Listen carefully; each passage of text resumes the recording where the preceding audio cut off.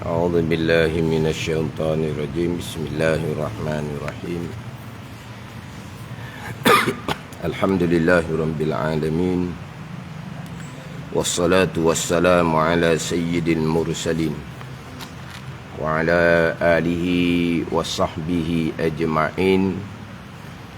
رب اشرح لي صدري ويسر لي أمري wahlul 'uqdatam min lisani yafqahu qawli. Subhanaka la ilma lana illa ma 'allamtana innaka antal alimul hakim. Wala hawla wala quwwata illa billahil aliyyil azim. Kitab Minhajul Abidin, muka surat 8. Muka surat 8, baris yang ke-8 daripada bawah. Baris yang ke-8 daripada bawah.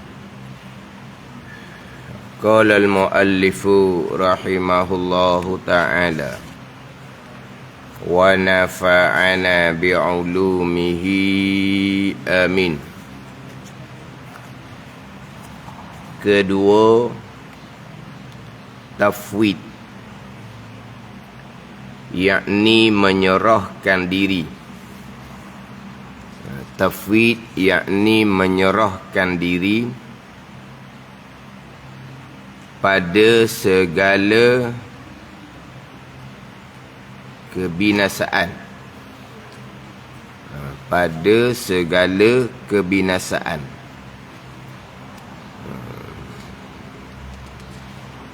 Pada segala kebinasaan. Dalam hak Arab ni, wattafwidi ilaihi jalla wa azza fi maudi'il khatar. Menyerah diri kepada Allah subhanahu wa ta'ala pada tempat khatar ni, kebimbangan. Pada tempat kebimbangan, yang mana terdahulu perkara yang mengganggu kita dalam ibadah. Yang keduanya terdahulu adalah khatir, daripada tiap-tiap sesuatu yang ditakut akan dia dan diharapnya, yang dikehendakinya dan yang dibencinya. Baris yang keberapa? Surat 8, baris yang ke-19 daripada atas tu. Baris yang ke-19 daripada atas. Kedua daripada 4 perkara yang mengganggu kita dalam ibadah. Khatir ni lintasan hati daripada tiap-tiap sesuatu. Sesuatu mana ni yang ditakuti akan dia, yang diharapnya, atau yang dikehendakinya, atau yang dibencinya. Hak ni hak berkaitan dengan lintasan hati, kebimbangan yang akan berlaku pada masa hadapan. Timbul di hati kebimbangan daripada perkara-perkara yang ditakuti, perkara-perkara yang dibenci yang akan berlaku di masa akan datang. Dan khatir ni lintasan di hati, timbul di hati kitanya hak berkaitan dengan perkara-perkara yang kita harap. Ini duk main dalam hati ni. Hak yang diharap ni akan datang, boleh begiang. Perkara yang dikehendaki ni, bukan dinau akan datang begiang. Ini semua perkara yang mengganggu kita dalam ibadah. Jadi nak hadapi kebimbangan lintasan hati seumpama ni, maka kata Imam Ghazali rahimahullah, kedua,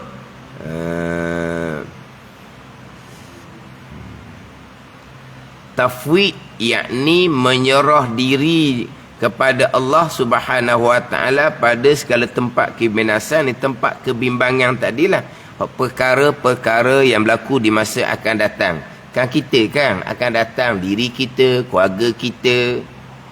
Perkara yang kita takut berlaku pada diri kita, keluarga kita. Mari di hati kita ni, apa yang kita nak di masa akan datang. Apa yang kita harap di masa akan datang.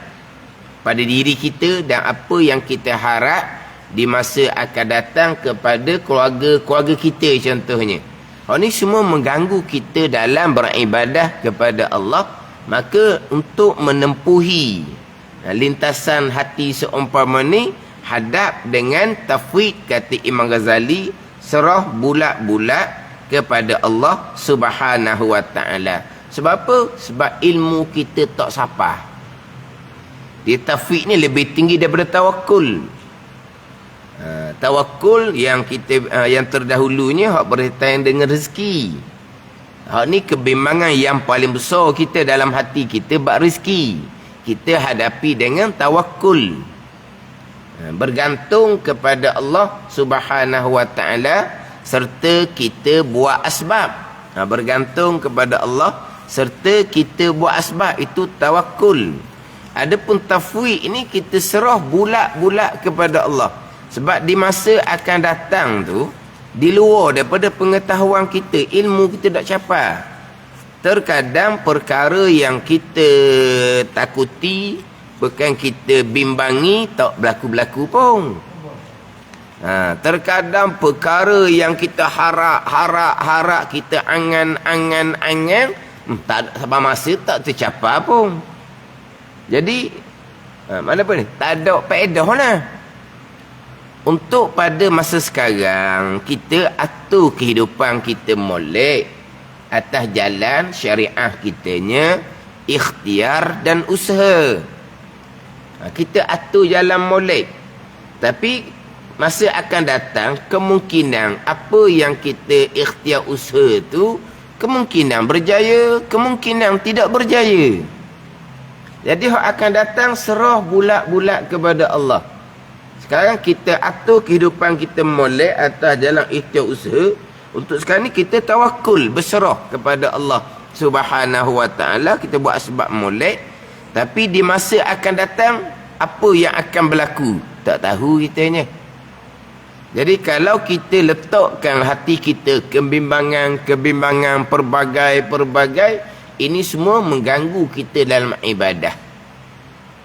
Sampai masa apa yang kita bimbangi tidak berlaku. Sampai masa apa yang kita harapkan tidak tercapai. Yang kita bimbangi tak berlaku. Yang kita percaya berlaku macam-macam. Akan datang. Ada ni. Contoh ginilah.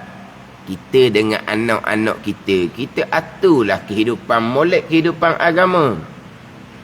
Tapi dalam anak-anak kita tu, hati kita bagai-bagai ni. Hak ni seorang ni apa? Gelak ni. Masa depan dia. Hak ni harapan keluarga, contoh. Masa akan datang. Walaha itu di luar ilmu kita. Kita atur kehidupan molek pada masa sekarang, dunia agama dan juga dunia tu molek. Lepas tu hak masa akan datang tu serah bulat-bulat kepada Allah. Yang kita kata gelak ni sikit ni, ni gelak masa depan sikit ni, sampai masa berjaya dia. Yang akhirnya menjadi tonggak keluarga. Menjadi harapan. Sampai masa hak ni lah hak menyakiti hati dan menyusahkan ibu bapa. Pada ni. Jadi apa faedah kita sekarang ni duk mikir perkara akan datang yang ilmu kita tak sampai, yang mana ni semua akan menyebabkan hati kita tak tenang. Bila hati kita tak tenang, boleh buat ibadah, boleh sembahyang sunat, boleh baca Al-Quran, boleh berzikir, berselawat, tapi hati tak tenang. Duduk ni akan datang. Macam mana nak hadapi, nak menempuhi gangguan hak berkaitan dengan lintasan-lintasan hati. Serah bulat-bulat kepada Allah Subhanahu wa ta'ala. Itu je. Hak masa sekarang ni atur kehidupan molek lah. Memanglah macam-macam timbul kebimbangan, kerungsingan. Ni sekarang ni kan, dalam kehidupan sekarang ni kan, ujian bagai-bagai ujian. Kemungkinan begitu, kemungkinan begini, macam-macam kemungkinan di masa akan datang. Tak payahlah, kita jangan duk ramai-ramai lah masa akan datang tu. Begitu, begini, begitu, begini, di masa akan datang. Macam-macam lah. Yang bukan setakat kebimbangan, sudah campur dengan adu domba, tomahan, nak menimbulkan resah di kalangan orang ramai. Ni lagi berat ni. Ni kita sendiri je ni, bimbang hak kita, bimbang hak keluarga kita. Ni duduk cerita hak akan datang, begitu begini, begitu begini. Ni kita kira ni tak ada bicara kitab minhaj tu. Hak tu ilmu taubah tak ada tu. Ilmu pun tak ada, taubah pun tak ada. Ni hak comel dah ni, ilmu lengkap, taubah lengkap. Wa amal ibadah ni ada gangguan hati. Ni gangguan hati, kebimbangan di hati. Hak duduk ramal benda akan datang tu, hak tu penyakit hati awal-awal lagi dah tu. Tu penyakit hati awal-awal lagi dah. Tu rosak tu. Yalah. Kalau tengok dalam FB tu kita kata macam tak ada akhirah, kita kata. Betul tak ada akhirat lah. Berlaku apa-apa je mula. Tak baca berita Arab Saudi sudah benar, sudah bebas dah Arab Saudi, bebas dah. Kenapa tak ada SOP? Tengok Arab Saudi, kita kata realiti macam mana. Saya baru tengok semalam dia punya statistik dia tu. Arab Saudi bermula daripada bulan Ogos tahun lepas, kematian dia satu digit. Satu digit kematian dia bermula daripada bulan Ogos. Mana tinggi-tinggi 6, 7, 8. Yang terkini 1, 2, 3 mati seorang sehari. Mati sehari 1, 2, 3. Kes yang terakhir ni 300, 200 sehari. Kita Terengganu kemarin 1,200. Terengganu.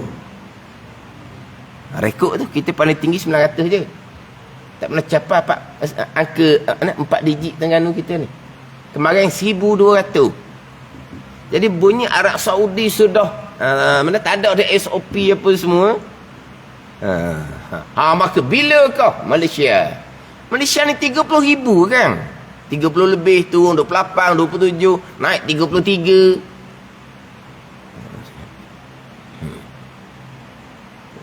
Saya tengok kemarin 200 lebih, kemarin dulu 300 lebih.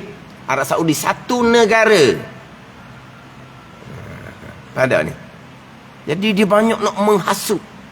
Bila Malaysia adalah program maksiat, satunya program maksiat, satunya tidak ikut SOP. Kenapa tempat maksiat boleh?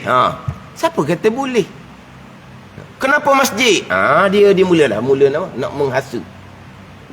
Itu tempat maksiat yang mereka memang tidak ikut SOP. Apa kena-kena dengan kita tempat ibadah? Biarlah mereka nak kena macam mana pun. Kita ni tempat ibadah. Orang tua-tua belakang kita ni. Maknanya berlaku tempat maksiat tu, maknanya kita benda maksiat tu kita marah lah. Tapi tak ada kena-kena digi babitkan dengan masjid kerana tempat maksiat. Joget mana ada SOP? Kalau joget 1 meter 2 meter joget apa gitu. Ke mana? Joget 1 meter 2 meter joget. Dah joget gitu. Lepas tu dia joget kapak. Boleh pula. Siapa kata boleh? Dia yang langgar. Hukum Tuhan dia pun langgar. SOP pun dia langgar. Itu orang tak ada aturan.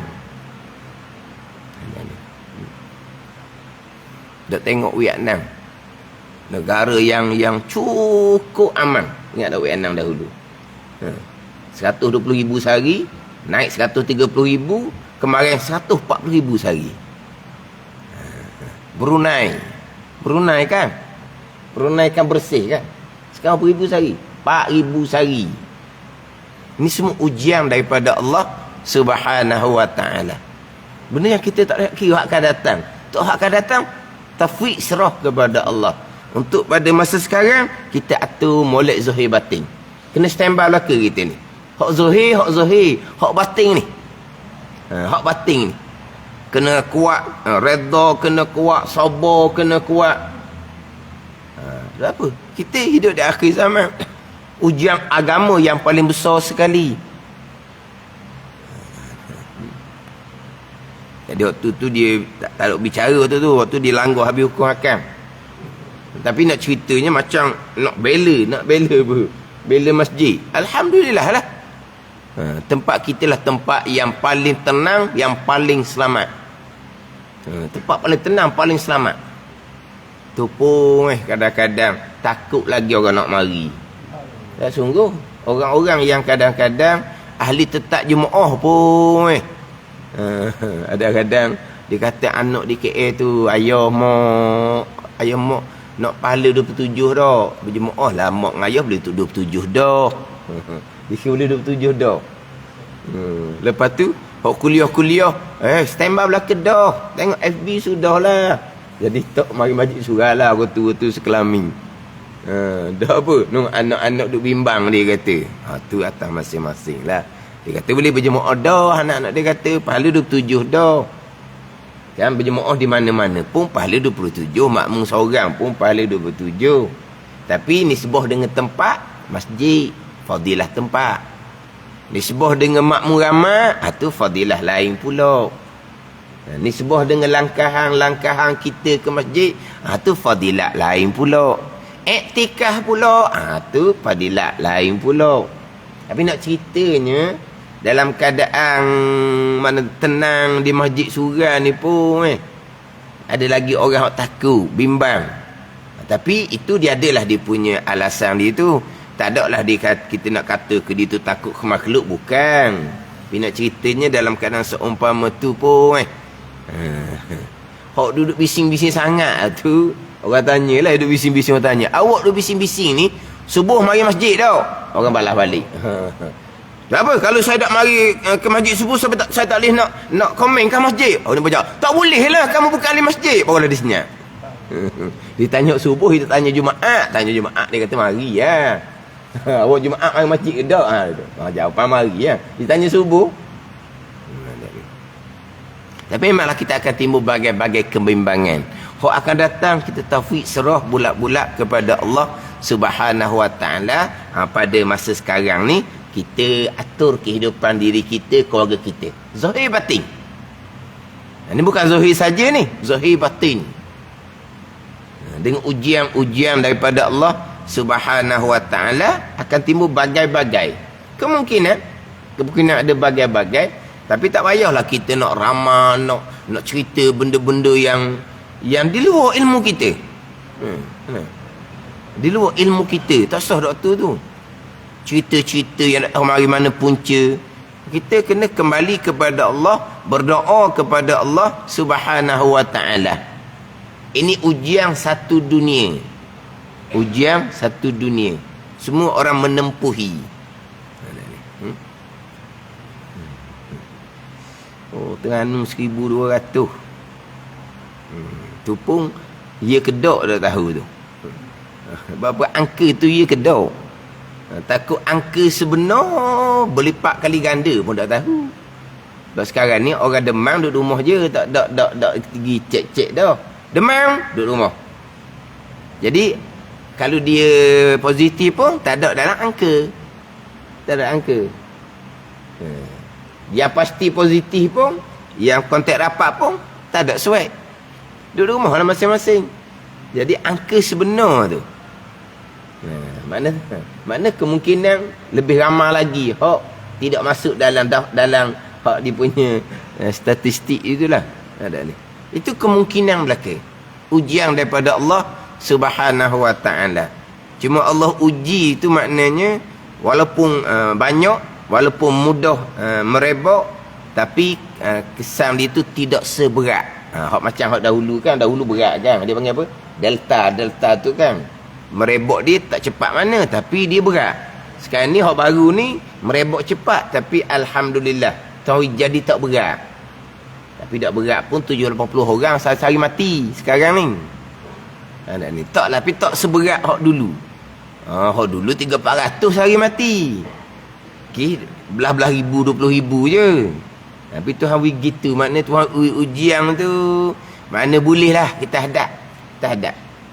Kita hadap sekarang, buat sebab molek, ikhtiar usaha molek, berserah kepada Allah untuk masa sekarang. Untuk masa akan datang, kemungkinan macam-macam timbul. Kita tafwid, serah bulat-bulat kepada Allah Subhanahu wa ta'ala. Ilmu kita tak sapah. Memang kita timbul macam-macam kebimbangan, keronsingan. Diri kita, keluarga kita pun sama. Bimbang macam-macam lah. Ujian agama, ujian kehidupan di dunia. Hak yang mengganggu yang pertama yang kita baca melepasnya, bab rezeki. Yalah, rezeki. Maknanya belajar tinggi-tinggi, habis tu tak tahu nak pergi ke mana. Ni sekarang. Ada ni. Dulu belajar tinggi-tinggi maknanya adat kata gok, habis belajar tu standby dah, keluar je. Dalam belajar tu orang tahu dah. Dalam belajar tak habis lagi orang tahu dah pekerjaan. Sekarang ni habis belajar apa mana tu? Hulu hilir kawan tu. Mana kalau kerja pun kerja yang tak setarah lah dengan hak dia belajar. Kerja hak tak ada kena-mengena pun hak dia belajar. Gitulah. Itu bab rezeki, tawakul kepada Allah Subhanahu wa ta'ala. Hati duduk kucah, hati duduk bimbang. Makna apa tu? Tauhid kita, iman kita tu tauhid iman orang awam, lemah. Tauhid tetap dah, iman tetap dah, makrifah permulaan agama tetap dah. Makrifah permulaan agama tetap dah pegangan kitanya. Tapi tauhid iman makrifah kita ni syariat ada pula dia punya kedudukan. Sebab iman kita ni turun naik. Itu kita orang awam.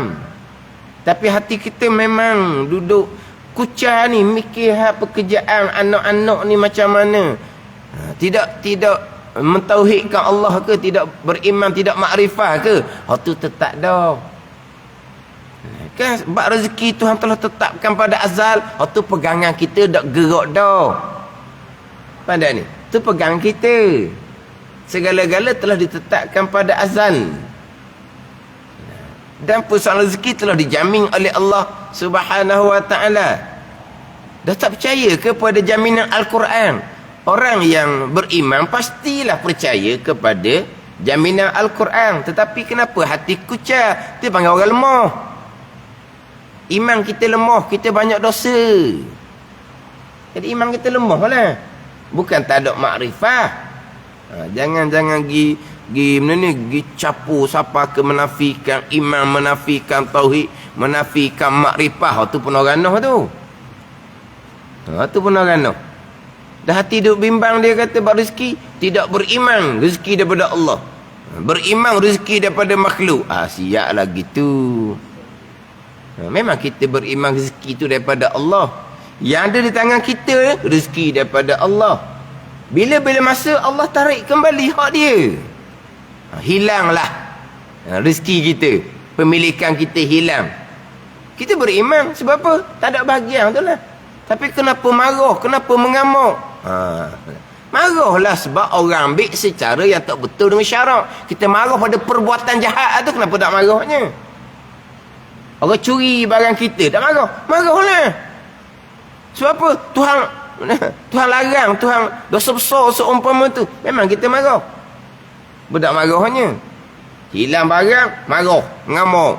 Tak ada iman, tak ada makrifah. Orang perempuan balik rumah dia di selongkor. Tengok kakamah hilang orang puang ni. Marah dianya. Mana apa ni? Dalam akidah masa lagi kafir. Kalau mati macam orang kafir dibubuh. Allah.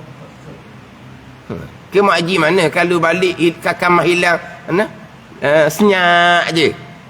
Oh, marah duduklah jawapan dia. Baik mata lah. Allah lah sayangnya. Kakak mah pusaka tu. Tidak beriman ke itu semua daripada Allah? Tu ada tanya dah tu. Dah kenapa marah? Kenapa mengamuk? Marah mengamuk tu dia kata tidak beriman rezeki daripada Allah. Dalam akidah tu kafir lagi. Mana kalau mati macam orang kafir lain kan? Allah. Tapi boleh ceramah di tengah kita orang seumpama tu. Siapa peringkat orang tu sendiri pun, saya pun, dia pun masih lagi mensyirikkan Allah. Dia ngaku disyirik. Kita kalau mari surat imam ngaku syirik, suruh balik lah. Apa? Dah kalau ustaz syirik, saya tambah ngaji dengan ustaz syirik, balik lah. Dia syirik sebab apa? Sebab dia ada obat. Dia obat, maka ada orang penyakit tertentu kan dia kena standby kan obat tu. Orang penyakit tertentu. Orang penyakit lelah, dia kena ada standby ni. Orang apa tu?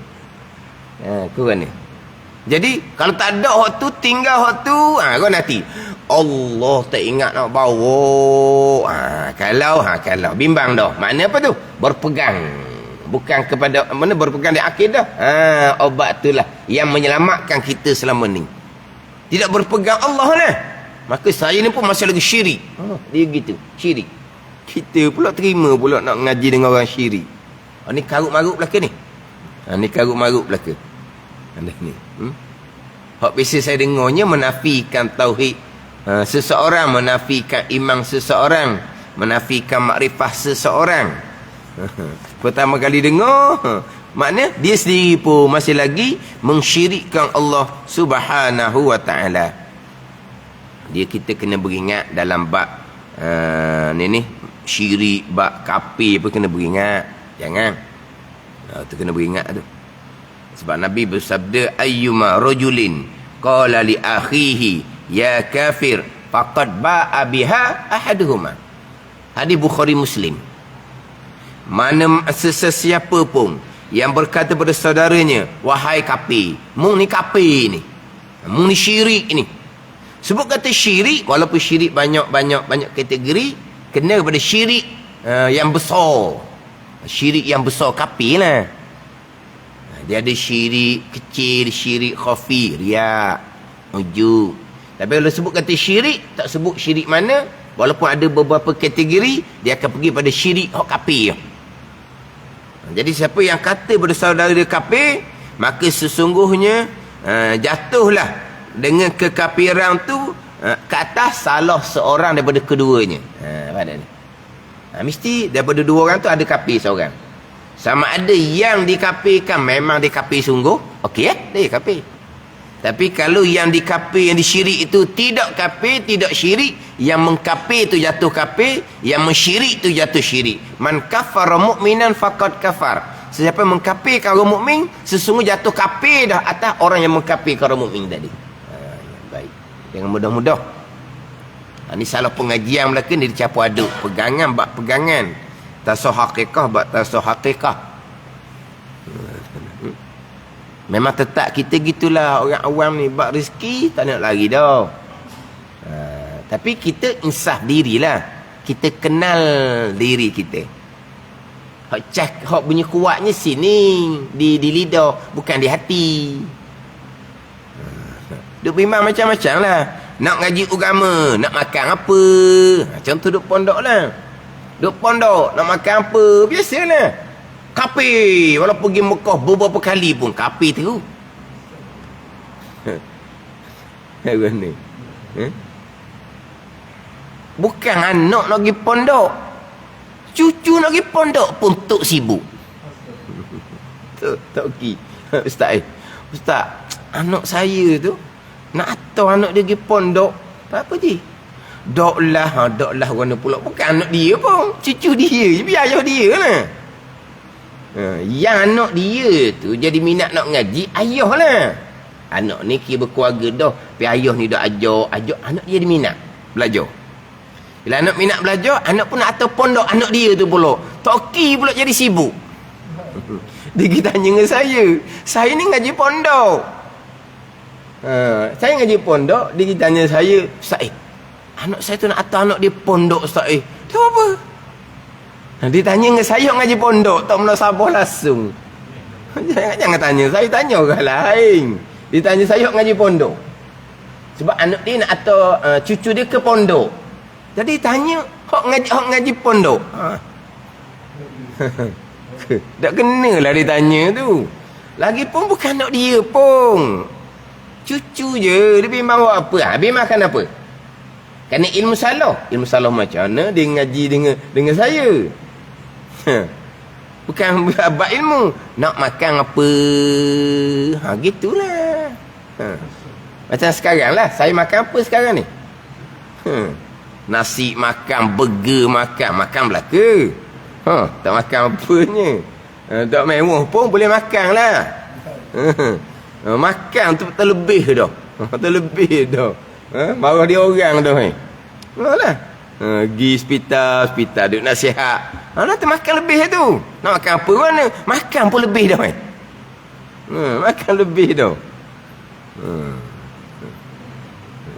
Dah, dia tidak beriman ke rezeki daripada Allah. Di pondok makan ke apa? Beriman tu tak dah. Beriman rezeki tu daripada Allah. Tapi kenapa duk bimbang, duk pondok makan apa? Ni kekuatan dalaman. Ni siapa ke duk pondok nak makan apa? Kapi terus. Kapi. Di Mekah berapa kali pun kapi. Apa benda kapi-kapi ni? Mudahnya. Mana?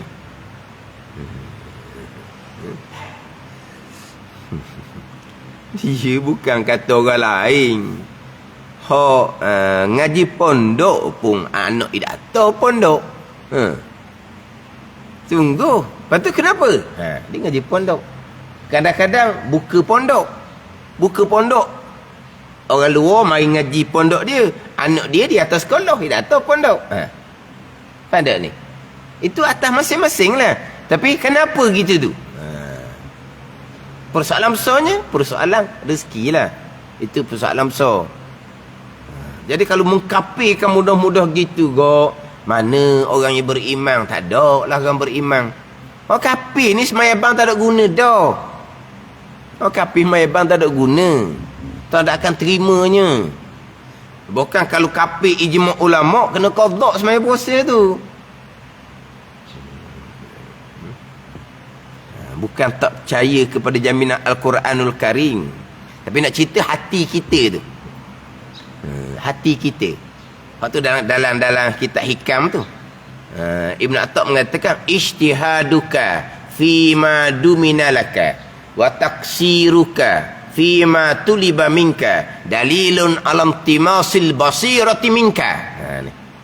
Bersungguh engkau pada rezeki yang telah dijamin oleh Allah ke atas engkau, dan cuai engkau kepada ibadah yang dituntut daripada engkau. Ni. Mana apa? Bersungguh-sungguh engkau pada rezeki yang Allah jamin dah. Sebaliknya, cuai engkau pada ibadah yang dituntut ke atas engkau. Yang Tuhan jamin rezeki, kita duduk bersungguh-sungguh. Seperti tak percaya pada jaminan. Seperti bukan tak percaya ni, beriman tetap dah. Sebaliknya, yang Tuhan tuntut kepada kita, ibadah, kita cuai. Hak Tuhan tuntut ibadah, kita cuai. Hak Tuhan jamin rezeki, kita bersungguh-sungguh. Itu tandaan bahawa hati kita tu tertutup. Hati kita bagaimana? Diselubungi, orang panggil. Diselubungi. Sebab apa? Hati kita diselubungi dengan dunia. Hati kita diselubungi dengan maksiat, dosa-dosa. Sebab tu jadi kitanya, hak Tuhan jamin, kita bersungguh-sungguh. Hak Tuhan tuntut beribadah, kita buat lebih-lebih kurang je. Yang kita fokusnya pada rezeki. Ibadah, kita buat ibadah. Tak tinggal sembahyang, tapi cuai, banyak cuai. Buat sekodar. Sebab apa? Ni sibuk ni. Sibuk apa? Sibuk rezeki. Rezeki mana? Yang dijamin oleh Allah. Yang kita buat lebih kurang ni, cuai banyak ni, pada perkara yang dituntut oleh Allah, ibadah. Ni mana hati kita ni sudah diselubungi. Faham tak ni? Ni atas kita lah, kena atas batas tekak kita lah. Bersungguh kita pada rezeki yang telah dijamin oleh Allah, dan cuai kita pada ibadah yang dituntut oleh Allah. Tuhan kita, anak cucu pun kita duduk sungguh lagi buat rezeki, buat amal ibadah anak cucu kita. Kalau buat kerja buat anak cucu ke Allah, waktu duk cakap waktu kalau jumpa duk cakap buat kerja buat, alah kerja buat buat amal ibadah yang dituntut. Kita tak peduli lah tu cuainya kita. Kalau makna anak cucu kerja buat dak ni, tak ada kerja buat dak tetap ke, kita ni bersungguh sangat, duk cara sangat. Lepas tu anak cucu kita cuai dalam ibadah, semayang memang semayang, tapi semayang macam mana? Semayang lebih kurang je, semayang lewat-lewat je, semayang je, cuai. Bukan tinggal ni, tapi cuai dalam melakukan ibadah. Mana tu? Mana kita tak apa tu? Mana menjadi tandaan bahawa hati kita tu diselubungi dengan dunia, dengan dosa, dengan maksiat batin, riya, ujub, takabur kita ni, kasih akan dunia, tamak akan dunia. Matlamat hidup kitanya dunia juga, walaupun kita tua nak mati lela dah kita kata. Jadi sibuk hal dunia. Duduk ni bersungguh-sungguh pada perkara yang dijamin oleh Allah, cuai pada perkara ibadah yang dituntut oleh Allah Subhanahu wa taala. Ini cerita bab kekuatan dalaman, bab tauhid, bab iman, bab makrifah, perma agama. Hak tu tetap dah tunya kemah dah bab akidah, ilmu dan berpegang molek dah. Tapi kita nak kuat tauhid, kuat iman, kuat akidah ni bukan belajar kitab tauhid pas satu-satu, bukan. Belajar kita tauhid ni untuk sah tauhid kita, sah iman kita, sah makrifah permulaan agama kita. Anak kuat tu mari taat zahir, taat batin, pekoh tasawuf. Berlaku maksiat kita segera bertaubah kepada Allah Subhanahu wa taala. Sebab kita duduk makam syariah ni memang gitulah. Setinggi-tinggi makam syariah, makam soleh. Ni makam soleh ni, orang soleh orang yang al-qaim bi hukukillah wa hukukil adamiyin. Orang soleh ni orang yang mendirikan segala tuntutan hubungan dengan Allah zahir dan batin, dan dia menyempurnakan tuntutan dengan sesama manusia. Makna anak bini dia comel ditunaikan tanggungjawab bab agama. Ini baru soleh. Kalau kita saja yang duduk taat belajar buat amal, tapi anak bini kita biarkan, itu bukan orang soleh. Inilah hak setinggi-tinggi makam syariah. Lepas dia orang soleh, dalaman dia lebih kuat. Dalaman dia lebih kuat, lebih tenang. Bab rezeki kuat tawakul dia. Hak kebimbangan pada masa akan datang, kuat penyerahan, tafwid kepada Allah Subhanahu wa serah bulat-bulat. Sebab perkara yang akan berlaku pada masa akan datang di luar daripada ilmu kita. Maknanya kita kena atur molek dan kita kena perbanyakkan berdoa kepada Allah supaya Allah Ta'ala lindungi diri kita dan keluarga kita daripada musibah-musibah pada masa sekarang dan pada masa akan datang. Kita berdoalah kepada Allah Subhanahu wa taala. Lepas tu jangan duk mikirlah jauh sangat. Sebab jauh sangat tu ilmu kita tak sampai. Hak jauh ke hadapan tu tafwid, serah bulat-bulat kepada Allah Subhanahu wa taala. Itu untuk menempuhi awarik yang kedua, hak khatir, perkara-perkara yang timbul lintasan di hati daripada bagai-bagai kebimbangan. Dan ketiga, sabar tak kala turun kepayahan. Ujian musibah daripada Allah kena hadapi dengan sabar. Barulah hati kita tenang, barulah ibadah kita jadi tidak terganggu. Wallahu a'lam. Bismillahirrahmanirrahim. Alhamdulillahirabbil alamin. wassalatu wassalamu ala sayyidil mursalin wa ala alihi wa sahbihi ajma'in. Allahumma iftah alaina futuhal arifin, Allahumma allimna ilma akdamin, wa fahimna famasabikin, warzuqna ruqat talibin. Allahumma zidna ilman wa alhiqna bis salihin. Wa sallallahu ala sayyidina Muhammadin wa ala alihi wa sahbihi wa sallam. Walhamdulillahi rabbil alamin.